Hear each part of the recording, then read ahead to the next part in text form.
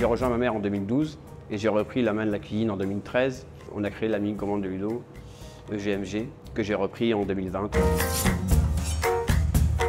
On travaille essentiellement avec beaucoup de marchés publics, le conseil départemental de Meurthe-et-Moselle, l'université de Lorraine. On travaille également avec les collectivités locales. On fait entre 1200 et 1300 repas par jour en activité scolaire, et principalement séminaires, mariages, communion, baptême, repas de famille, anniversaire.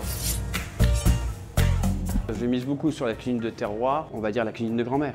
On remet ça au goût du jour, avec un peu plus de modernité et produits de qualité et de proximité. On connaît le produit.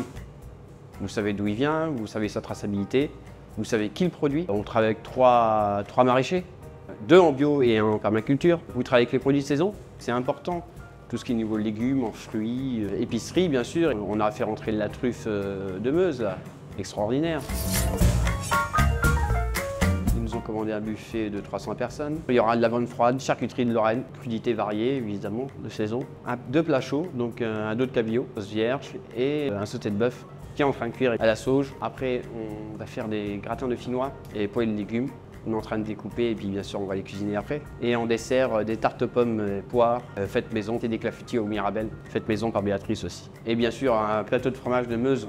Beaucoup de produits locaux. Voilà.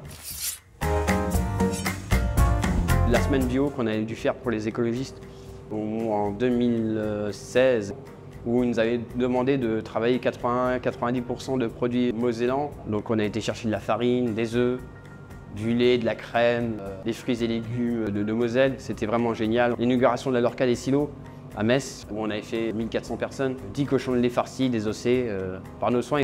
Parce qu'on est aussi boucher. Ce sont des choses qui nous marquent, bien sûr. Mais toute prestation est unique. C'est un métier ingrat.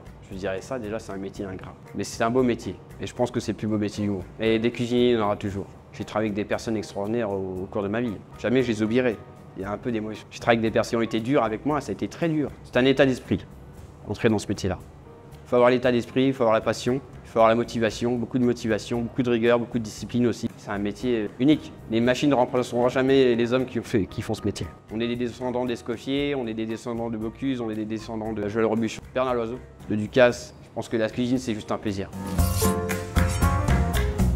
La meilleure des récompenses pour un cuisinier, en fait, c'est juste voir la joie du client qui est content. C'est juste ça. De tout âge, de 7 à 77 ans, comme disait M. Sardou. Il faut savoir manger. C'est difficile à expliquer, mais quand on est à table, je pense qu'il faut juste oublier ce qui est autour de nous, profiter de l'assiette qu'on a devant nous, en ayant choisi les bons produits. On ne mange pas pour manger, on mange juste pour avoir du plaisir aussi.